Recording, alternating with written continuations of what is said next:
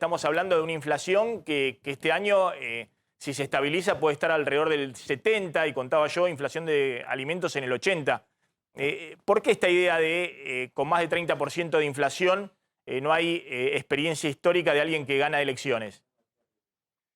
Bueno, buenas tardes. En primer lugar, la primera parte de la pregunta, creo que está claro que había diferencias entre las medidas que quería adoptar Feletti y el resto del gobierno, así que me pareció natural y creo que la lectura acá muy clara es que al poner el ministro Guzmán al reemplazante de Feletti y estar dentro de la órbita de economía va a tener la responsabilidad plena de la política de precios. Habrá que ver qué medidas se adoptan en este contexto. Y yendo a la segunda parte de la pregunta, es una observación de la realidad, ¿no? Yo me tomé el trabajo, digamos, un estudio de mi consultora, de analizar cuál fue la tasa de inflación desde 1983 para acá, y hay prácticamente una relación perfecta, ¿no? En aquellos años donde el gobierno pudo o bajar la inflación o tener la inflación por debajo de ese nivel, uno puede ver que el gobierno gana las elecciones, ¿no?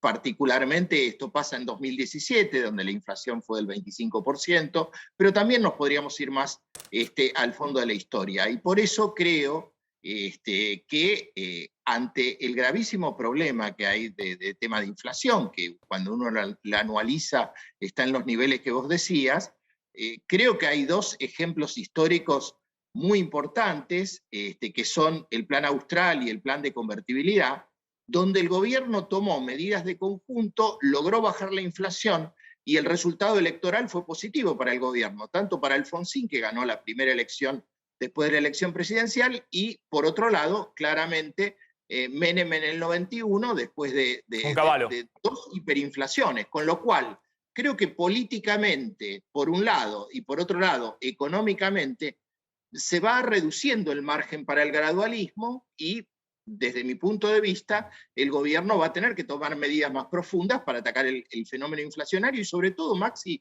para revertir las expectativas, porque creo que el principal tema tiene que ver con la confianza y con el hecho de que todos estamos pensando de que la inflación inercialmente se va a mantener o va a aumentar en el Ahora, futuro. Vanoli, dos cosas para ordenar, digamos, ¿no?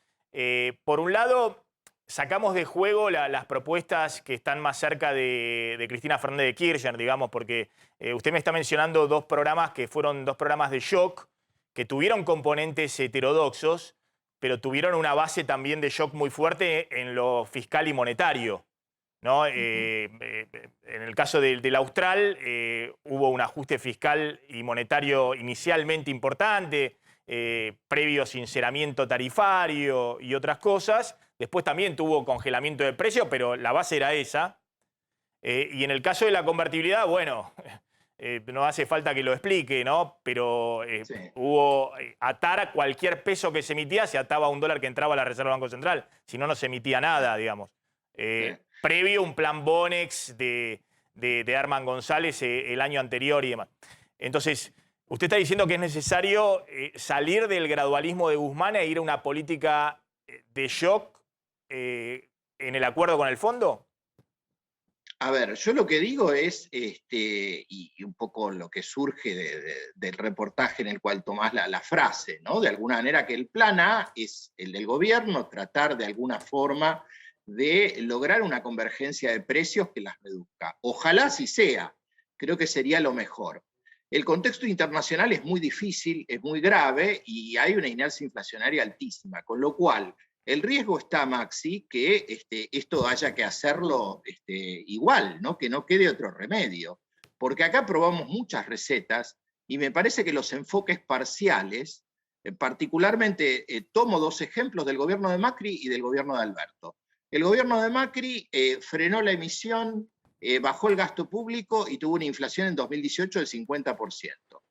El gobierno de Alberto el año pasado lo que hizo fue usar como política antiinflacionaria el ancla cambiaria parcialmente, tarifaria, salarial inicialmente, después no, y también tuvo una inflación del 50%. Me parece, Maxi, que más allá de costos que haya que pagar y que las condiciones iniciales, es verdad, vos lo decís, no son las mismas, creo que no va a quedar otro remedio, desde mi punto de vista, de que tomar un enfoque integral para atacar la causa de la inflación, porque si no va a ser muy difícil parar, en primer lugar, la inercia inflacionaria, que vuelvo a decir, es altísima. Las expectativas, que son muy complejas y sobre todo en un mundo que está muy difícil.